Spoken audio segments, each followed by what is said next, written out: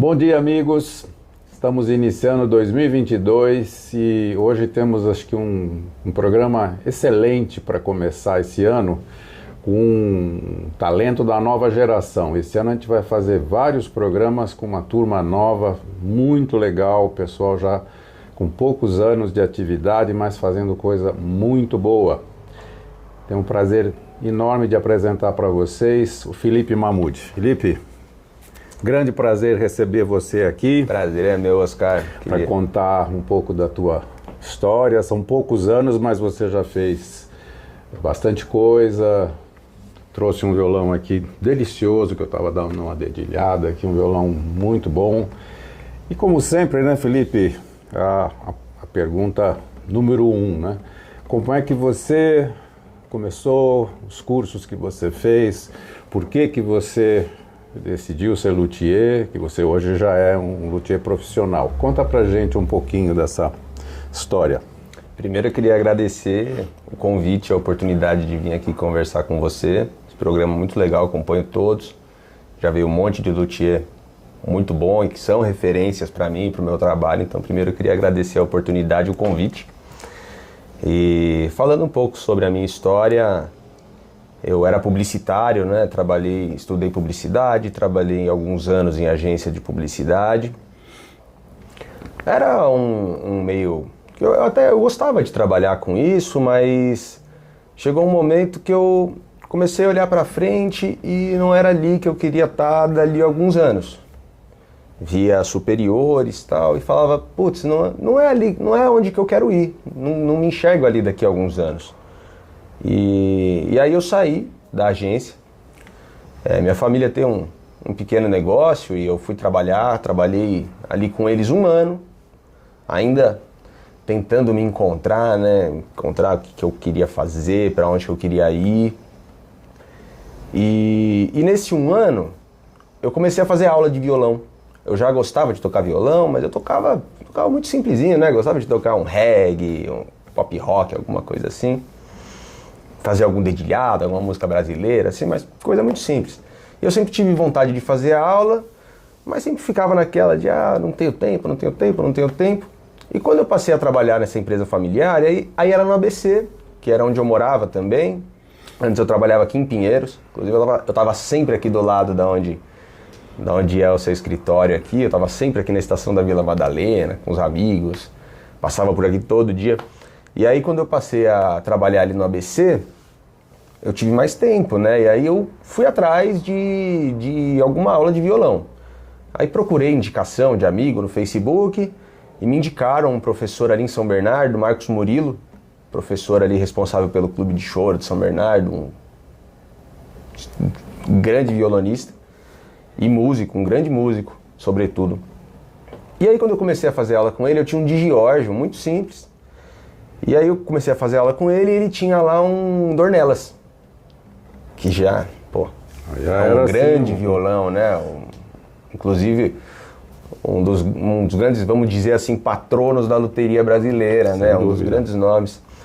E aí ali eu já senti que tinha alguma coisa diferente, fazendo as aulas, e aí nesse período eu fui pesquisando sobre instrumentos, fui descobrir o que era um luthier, como que se fazia um violão, como que era um violão por dentro, as madeiras, as características. Comecei a ir atrás disso, de informação, durante esse 1 ano, até que chegou um momento que eu comecei a pensar, queria fazer um curso disso, né? Eu sempre tive uma admiração muito grande por trabalho manual, pelo ofício do artesão, por esse trabalho. É um ofício, né? Eu gosto de falar que é um ofício mesmo, né? Porque você desenvolve algo ali, você não está apenas como uma parte do processo, né? Você desenvolve todo o processo. Então, eu sempre admirei muito, não só não na questão da luteria, que eu nem conhecia, mas em questão de marcenaria, por exemplo, eu sempre gostei bastante. E aí quando eu me deparei com isso, falei, queria fazer um curso. Aí fui atrás de curso. Aí você não acha muito material na internet, né? E aí eu acabei encontrando alguns, mas eles eram mais focados em guitarra. Eu talvez não estivesse fazendo a busca da maneira certa, né, na internet. E aí eu acabei procurando no YouTube e acabei encontrando o curso do Walter Gabriel. Entrei em contato com ele, e aí ele tinha algumas opções, né? Tinha um curso que era 1 vez por semana, e tinha que até é mais aprofundado, né, para um primeiro momento, para uma pessoa igual eu que não tinha tido contato nenhum, mas eu estava com muita vontade. Não estava com tempo para esperar, vamos falar assim, né? E aí eu fiz o curso intensivo dele, né? Que você fica ali uma semana e pouquinho e você sai com um instrumento montado. Fiz esse curso com ele, gostei bastante.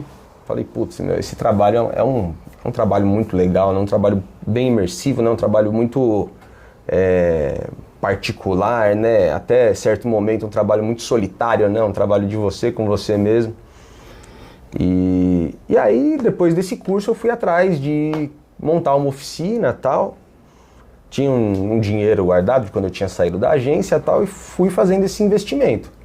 Comprei algumas primeiras máquinas, algumas ferramentas manuais, fui montando, estruturando, até a hora que eu catei e falei, agora eu vou começar. O primeiro violão que eu fiz nessa minha oficina é dentro desse negócio familiar, então meu pai estava muito próximo, né? Meu pai também não é nenhum conhecedor de marcenaria, mas ele estava ali comigo, ele me deu uma puta força nesse primeiro violão, porque a hora que você sai da oficina da onde você fez a aula, né? A oficina do Gabriel era uma oficina muito bem estruturada, né? Muitas máquinas, tudo muito profissional, né? E claro que num primeiro momento minha oficina ela tinha poucas máquinas, né? Tinha poucas coisas ali. Eu tinha feito um curso muito rápido, né? Então fiz esse primeiro instrumento, ficou mais ou menos assim, mas já tinha um som legal, sabe? Já era um instrumento com um som legal. E aí eu levava nessa aula que eu fazia de violão. Meu professor também gostou pra caramba, na hora que ele viu e tal. E aí foi nisso que eu comecei o meu trabalho, sabe? Fiz ali o primeiro ficou pra mim, fiz o segundo ficou pra mim, aí depois de um tempo fui fazendo violões para deixar pronta entrega, e aí o pessoal vinha, testava, ouvia, via na internet, comprava, e agora a gente vai, isso daí tem 3 anos e meio, dá para fazer 4 anos que eu fiz o curso do Gabriel, e é mais ou menos essa trajetória que eu comecei até agora. Que legal, né? Em pouco tempo já se pode considerar assim um luthier assim, que já está construindo um instrumento de alta qualidade, está se realizando e muito antenado em conversar, em aprender, né? E a gente vai falar um pouco mais sobre isso. Eu só queria falar de 2 pessoas que o Felipe comentou, o seu Joaquim Dornelas, que foi realmente um marco aqui em São Paulo. Eu tive o prazer de conviver bastante com ele, era aqui de São Paulo, aqui no Cambuci, e para minha geração, nos anos 70, foi assim uma verdadeira salvação da lavoura aqui, porque nós não tínhamos, fora os violões de fábrica, nenhuma coisa assim um violão de luthier, isso não existia. E o seu Joaquim foi o primeiro a começar a fazer, ele era muito talentoso e eu tive 2, 3 violões deles, todo mundo da minha turma, Cleber Andreotti, o Everton, o Edelton, Henrique Pinto, todo mundo, né? O Henrique Pinto que foi nosso mestre, e a gente ia muito lá no seu Joaquim, e ele realmente foi muito importante e foi o início, né? E a outra pessoa que a gente precisa falar mais uma vez, o Walter Gabriel, que infelizmente nos deixou o ano passado, e realmente deixou também essa coisa de tantos anos, e está aqui um exemplo, um curso tão rápido, né, intensivo, mas assim como o Felipe e outros também fizeram, optaram, pessoas de outros estados vinham e se formavam rapidamente, já podiam começar a sonhar com uma nova atividade profissional. O curso do Walter continua, a esposa dele e os outros que trabalhavam estão mantendo o curso e torcer para que dure por muitos e muitos anos, que é muito importante. Um adendo só em relação ao curso rápido com o Walter. O Walter ele era muito generoso, né? Então, apesar de eu ter feito esse curso rápido com ele, infinitas vezes eu entrei em contato com ele após esse curso, com dúvidas que eu tive, algum probleminha aqui, outro ali, e ele sempre pronto para ajudar, sempre me deu esse resguardo aí enquanto ele estava com a gente e tal. O Walter foi, além, muito importante, né, para a formação de luthiers aqui de São Paulo, de outros estados, e também era um cara muito generoso no que ele sabia, era o que ele falava, né? O que eu sei, eu ensino. Se eu não souber alguma coisa, a gente aprende junto, mas não guardo informação. O que eu sei, eu ensino, e foi muito assim mesmo. Foi muito importante para que eu aprendesse mesmo fazer o violão e me aprofundasse e tal, muito importante. Muito legal, a gente sabe que essa era realmente a paixão dele e fez muito bem. Nós estávamos conversando um pouquinho antes aqui de começar a gravar sobre maneiras de se construir um violão, e eu acho que é uma coisa interessante que a gente não falou em outros programas assim mais detalhadamente. O Felipe vai falar um pouco sobre o que a primeira maneira de construir, que foi essa com o Walter, que era usando a forma, e como ele faz hoje em dia, que é o sistema espanhol na soleira. Eu acho que é interessante para os que também estão começando, e mesmo para os que já fazem há muito tempo, ele falar um pouquinho das diferenças, as vantagens, as facilidades de um sistema e de outro. Dá uma rápida explanada assim, qual é a diferença de construir na forma, essa forma tradicional, e fazer na soleira?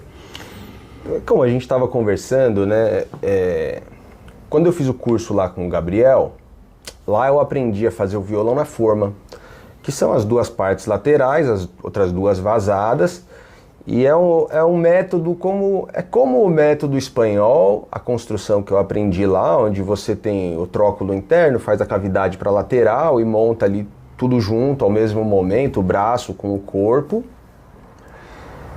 E eu aprendi dessa maneira lá com ele. Existem outras formas, né? Existe o colagem de rabo de andorinha, né?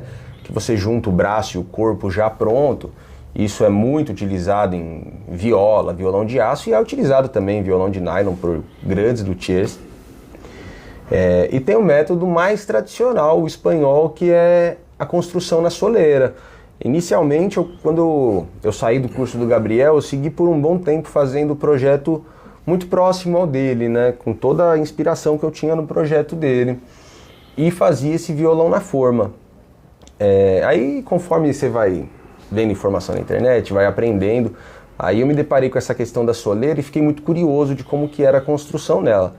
Comprei uma soleira e ela ficou encostada durante um tempão ali, antes que eu começasse de fato a experimentar, né? Trabalhei durante bastante tempo com esse método do Gabriel, que você vem, monta as laterais no braço, e aí no meu caso eu colava primeiro o fundo e depois eu colava o tampo, que era para eu ter uma garantia de que a relação do ângulo do braço com o corpo do violão estivesse certinho.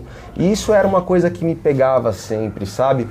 Essa coisa de tem que ter muita atenção naquele momento para que não...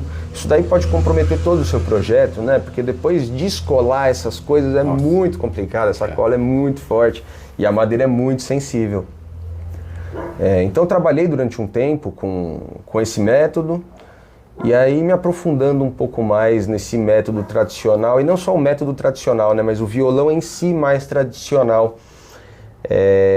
Eu fiquei com vontade de fazer na soleira, falei que eu comprei ela e deixei ela lá encostada um tempo, E aí, quando me surgiu uma janela entre encomendas, era um período onde eu ia tirar umas férias, tal, me surgiu uma janela, aí eu peguei e fui fazer esse violão, estrear essa soleira, e aí esse violão que está na sua mão, ele tem algumas diferenças muito sutis, né, do método da construção do outro. Esse daqui a gente primeiro coloca o tampo colado com o braço, com a parte da roseta, né, a parte de fora do tampo virado para baixo, e aí a gente parte daí a construção. Faz essa colagem do tampo no braço, vem com as laterais, cola no braço e na culatra, né, aqui no fundo do violão, no fim. E aí você vem com aqueles, eu pelo menos, né, o método que eu trabalho, que eu me adaptei, você vem com aqueles reengrossos individuais, cola todos aí, depois eu faço um reforço nas laterais do violão, acho que é interessante para dar um pouco de rigidez nessas laterais, que há uma discussão, né, sobre como ela pode interferir um pouco, roubar um pouco a vibração, né, porque ela é muito fina. Então eu coloco esses reforços na lateral para ela dar uma segurada, e aí por fim eu colo o fundo. Antes no outro não, eu vinha, fazia essas colagens do braço, colava a culatra e aí já colava o fundo. Então tem essa inversão nas ordens, mas o principal para mim, o que eu acho primordial na questão da soleira, é essa garantia que você tem na relação do braço com o corpo do instrumento. Tudo ali já está muito alinhado, então você consegue fazer isso com um pouco mais de conforto, sabe? Não é aquele momento que te gera uma tensão desnecessária, sabe? Você já está com tudo ali muito bem alinhado e com os ângulos muito bem acertados logo de cara. Você começa trabalhando no tampo, né? De que forma? A hora que você vai já colocar ele na soleira junto com o braço, tudo, ele já está pronto, com leques, com tudo, né? Então, o que você busca quando você está trabalhando no tampo? Você está à busca de alguma frequência? Tem algum sistema que você usa assim, além da audição, para ir ajustando, para a hora que você... que depois que você coloca, você não pode mexer em certas coisas, especialmente esse sistema que você falou que ao final vai ser colocado o fundo. Imagino que você não possa fazer certos trabalhos no tampo, obviamente também do lado de cá, né? Mas como é que você trabalha com o tampo? Bom, inicialmente é a escolha do tampo, né? Esse é o primeiro passo, que isso é uma coisa, inclusive, que eu aprendi mais comprando aqui com você, também com o senhor Eugênio lá de Mairiporã, essa questão da escolha da madeira, né? E então o primeiro momento é a escolha da madeira. Sempre busco uma madeira que tiver as duas características que eu busco mais: rigidez, principalmente no sentido do veio, né? E sustém. São duas características que para mim são muito importantes. E aí a gente avalia também o brilho que ela estiver dando no toque, né? Mas são duas características que eu sei que elas são muito importantes, que é difícil você incrementar isso na madeira, né? Você não coloca... Você busca na escolha, na hora que você está comprando a madeira, porque isso é uma coisa que eu faço todo dia, né? Assim, de ouvir a madeira e às vezes até anotar quando ela é mais grave, um timbre mais brilhante e tal. Você busca isso já na hora de escolher? Se você quer fazer um violão mais grave, você vai procurar esse tampo mais rígido e também mais grave, já originalmente mais grave? A minha concepção sobre essa construção do tampo, eu nunca tive muito essa questão do tipo, quero um tampo muito grave, porque não é necessariamente nisso que eu acredito no resultado do meu violão. É óbvio que essas opiniões são mutáveis, né? Depois do último programa que eu vi eu fiquei louco para fazer, o do Valderrama, eu fiquei louco para fazer um violão mais grave que eu consegui. Então eu tenho isso no horizonte para eu fazer um violão teste e ver o que acontece. Mas o que eu sempre procuro no meu instrumento é que ele seja mais equilibrado. Exatamente. Eu busco um equilíbrio. Então essas características que eu busco nele é por uma resistência mecânica, que isso é a rigidez do instrumento, o sustain, claro, e aí eu vou procurar algum tampo que na hora que eu pôr é aquele feeling, né, que a gente tem também. Então bate com a unha, bate sem a unha, vê o brilho que está dando. Então eu busco um tampo sonoro, não necessariamente que ele seja o mais grave ou... Então eu busco esse tampo sonoro com uma rigidez boa e bem radial, claro, com sustento. Então é mais ou menos aí que eu faço essa busca. E aí o trabalho dele, após isso, eu tiro a espessura, né? Vou no feeling também ali, né? Acho que é aí que vai dando os diferenciais do começo, que a gente começa a fazer violão, e depois que a gente vai observando vários tampos, né, no decorrer dos anos, que é a gente buscar esse limite, né? No tato, né? Você conseguir saber, putz, eu posso chegar até aqui. A gente tem algumas medidas que são alguns parâmetros, né? Você fala, putz, o tampo vou deixar com 2.6, 2.5, 2.3, mas isso não é nada que é definitivo, né? Você vai ver na hora que você medir ali a flexibilidade. E após isso eu abro o canal da roseta, e aí depois eu vou trabalhar o leque. E aí esse leque, ele vai nessa questão, eu não tenho nenhuma ferramenta externa, não tenho nenhum equipamento que eu faça essa medição, ele vai muito no tato mesmo, sabe?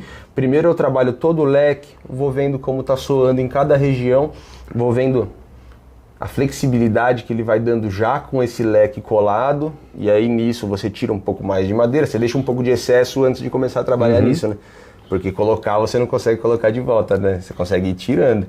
Então eu vou trabalhando isso, trabalho toda a região para baixo da boca, desde a segunda barra harmônica ali, né, que é a que vem embaixo da boca, que essa região, e todo o leque.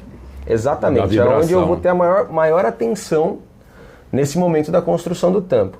Feito isso, aí eu parto para a construção. Eu deixo todas as peças já meio pré-montadas, né, a montagem do violão acontece muito rápido, né, em 3, 4 dias o violão saiu das peças soltas e ela já está com as peças montadas.